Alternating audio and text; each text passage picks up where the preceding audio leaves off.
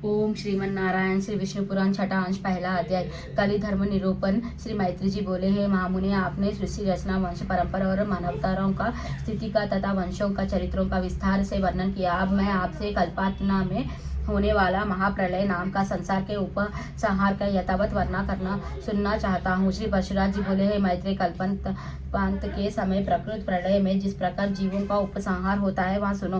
हे द्विजोत्तम, मनुष्यों का एक मास, पितृगण का एक वर्ष, देवगण का और 2 सहस्त्र चतुर्युग, ब्रह्मा का एक दिन रात होता है। सतयुग, त्रेता, द्वापर और कलि, ये 4 युग है। इन सबका काल मिलकर 12,000 दिव्य वर्ष कहा जाता है। मैत्रेय, प्रत्येक मानवतारों के आदि कृतयुग और अंतिम कलयुगों को छोड़कर शेष सब चतुर्युग स्वरूप से एक समान है। जिस प्रकार अर्ध प्रथम सत्ययुग में ब्रह्मा जी जगत की रचना करते हैं, उसी प्रकार अंतिम में कलयुग में वे उसका उपसंहार करते हैं। श्री मैत्री जी बोले, हे भगवान, कल्कि के स्वरूप का विस्तार करने से वर्णन कीजिए, जिसमें 4 चरणों वाले भगवान धर्म का प्राय लोप हो जाता है। श्री परशुराम जी बोले, हे मैत्रेय, आप जो कलयुग का स्वरूप सुनना चाहते हैं, सो इस समय जो कुछ होता है वह संक्षेप से सुनिए। कलयुग में मनुष्य की प्रवृत्ति वर्णाश्रम धर्मानुकूल नहीं रहती है और न वह श्रुतोक्त साम यजुरूप त्रयी धर्म का संपादन करने वाली ही होती है। उस समय धर्म, विवाह, गुरु शिष्य संबंध की स्थिति, दाम्पत्य कर्म और अग्नि में देवयज्ञ क्रिया का क्रम अनुष्ठान भी नहीं रहता। कलयुग में जो बलवान होगा वही सबका स्वामी होगा, चाहे किसी का भी कुल में क्यों ना उत्पन्न हुआ हो। वह सभी वर्ण से कन्या ग्रहण करने में समर्थ होगा। उस समय द्विजितगण जिस किसी उपाय से अर्थात निषिद्ध द्रव्य आदि से भी दीक्षित हो जाएगा और जैसे तैसी क्रियाएं ही प्रायश्चित मान ली जाएगी। हे द्विज, कलयुग में जिसके मुख से जो पूछ निकल जाएगा वही शास्त्र समझा जाएगा। उसी समय सभी भूत प्रेत मशन आदि देवता होंगे और सभी के सब आश्रम होंगे। उपवास, तीर्थ ठंडी, काय कलेश, धन दान तथा तप आदि अपनी रुचि के अनुसार अनुष्ठान किए हुए ही धर्म समझे जाएंगे। कलयुग में अल्प धन से ही लोगों को धनाट्यता का गर्व हो जाएगा और केशों से ही स्त्रियों को सुंदरता का अभिमान होगा।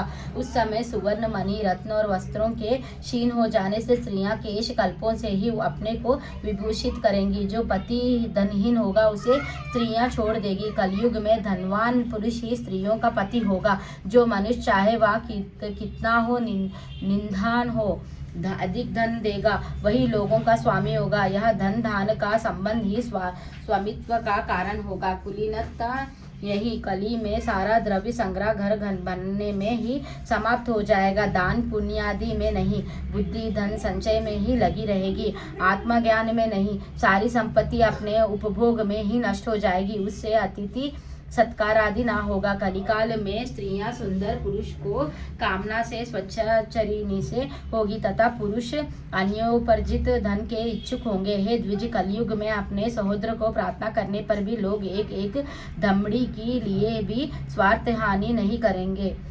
कली में ब्राह्मणों के साथ शूद्र और आदि समानता का दावा करेंगे और दूध देने के कारण ये गौओं को समान होगा। उस समय संपूर्ण प्रजा शुद्धों की व्यवस्था से व्याकुल हो प्राय अनावृष्टि के भय से सदा आकाश की ओर दृष्टि लगाए रहेगी। मनुष्य अन्न का अभाव होने से तपस्वियों के समान केवल कंद मूल और फल आदि के सहारे ही सहेंगे तथा अनावृष्टि के कारण दुखी होकर आत्माघात करेंगे। कलयुग में असमर्थ लोग सुख और अनाद के नष्ट हो जाने से प्राय सर्वदा दुर्भिक्ष तथा कलेश ही भोगेंगे। कल की आने पर लोग बिना स्नान किए ही भोजन करेंगे, अग्नि देवता और अतिथि का भोजन ना करेंगे और ना पिंडोदक क्रिया भी करेंगे। उस समय की स्त्रियों का विषय लोलुप, छोटे शरीर वाली, अति भोजन करने वाली, अधिक स्तन पैदा करने वाली और मंदभागी होगी। वे दोनों हाथों से सिर खुजलाती हुई अपने गुरुजनों और पतियों के आदेश का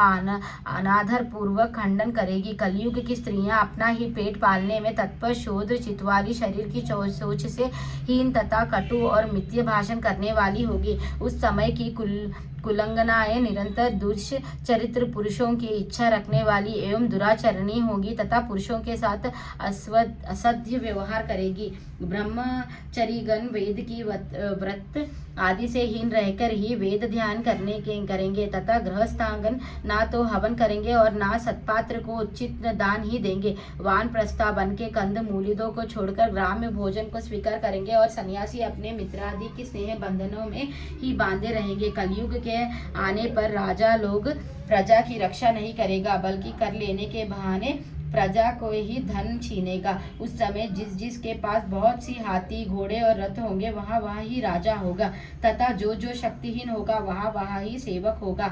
वैश्यागण कृषि वाणिज्य आदि अपने कर्मों को छोड़कर शिल्पकारी आदि से जीवन निर्वाह करते हुए शूद्र वृत्तियों में ही लग जाएंगे। आश्रम आदि के चिन्हने से रहित अधम शूद्रगण संन्यास लेकर भिक्षा वृत्ति में तत्पर रहेंगे और लोगों से सम्मानित होकर पापशंड वृत्ता का आश्रय कर लेंगे। प्रजाजन दुर्भिक्ष और करी की पीड़ा से अत्यंत उपद्रवयुक्त और दुखित होकर ऐसे देश में चले जाएंगे जहाँ गेहूं और जौ की अधिकता होगी। उस समय वेद मार्ग का लोभ मनुष्यों में पापशंड की प्रचुरता और अधर्म की वृद्धि और जाने से प्रजा की आयु अल्प हो जाएगी। लोगों के शास्त्र विरोध घोर तपस्या करने से तथा राजा के दोष से प्रजाओं की बाल्य अवस्था में मृत्यु होने लगेगी। कली में 5, 6 अथवा 7 वर्ष की स्त्री और 8, 9 या 10 वर्ष के पुरुषों की ही संतान हो जाएगी। 12 वर्ष की अवस्था में ही लोगों के बाल पकने लगेंगे और कोई भी व्यक्ति 20 वर्ष से अधिक जीवित न रहेगा। कलयुग में लोग मंद बुद्धि, व्यर्थ चिन्ह धारण करने वाले और दुष्ट चित्त वाले होंगे, इसीलिए वे अल्पकाल में ही नष्ट हो जाएंगे। हे मैत्रेय, जब धर्म की अधिक हानि दिखलाई दी तभी बुद्धिमान मनुष्य को कलयुगी के वृद्धा की अनुमान करना चाहिए। हे मैत्रेय, जब पाषंड बड़ा हुआ दिखे तभी महात्माओं को कलयुगी की वृद्धा समझनी चाहिए। जब वैदिकी मार्ग का अनुसरण करने वाले सत्पुरुषों का अभाव हो तभी बुद्धिमान मनुष्य कल की वृद्धि हो ही जाने। हे मैत्रेय, जब धर्मात्मा पुरुषों के आरंभ में किए हुए कार्यों में असफलता हो तब पंडित जन कलयुग की प्रधानता समझे। जब यज्ञों के अधीश्वर भगवान पुरुषोत्तम का लोग यज्ञों द्वारा यजन न करे तब कल की प्रभाव ही समझना चाहिए। जब वाद में प्रीति का अभाव हो और पाषंड में प्रेम हो तब बुद्धिमान प्रज्ञ पुरुष कलयुग को बढ़ा हुआ जाने। हे मैत्रेय, कलयुग में लोग पाषंड के वशीभूत हो जाने से सबके रचयिता और प्रभु जगतपति भगवान विष्णु का पूजन नहीं करेंगे। हे विप्र, उस समय लोग पाषांड के वशीभूत होकर कहेंगे, इन देव द्विज वेद और जल से होने वाले शौच दी में क्या रखा है। हे विप्र, कल की आने पर वृष्टि अल्प जल वाली होगी, खेती थोड़ी उपज्वली होगी और फलादि अल्प सारा युक्त होगी।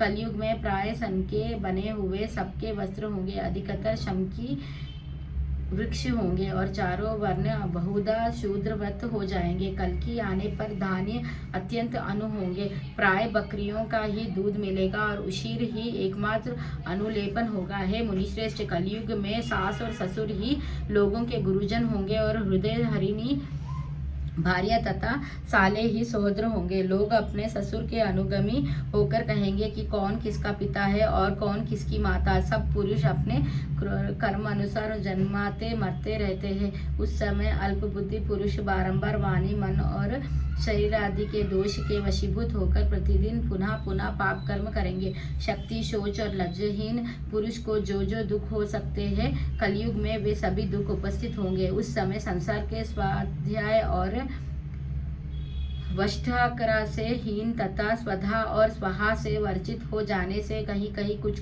धर्म रहेगा, किंतु कलयुग में मनुष्य थोड़ा सा प्रयत्न करने से ही जो अत्यंत उत्तम पुण्य राशि प्राप्त करता है वही सतयुग में महान तपस्या से प्राप्त किया जा सकता है। इस प्रकार श्री विष्णु पुराण के 6ठे अंश में पहला अध्याय समाप्त। श्री विष्णु भगवान की जय। श्री लक्ष्मी नारायण की जय।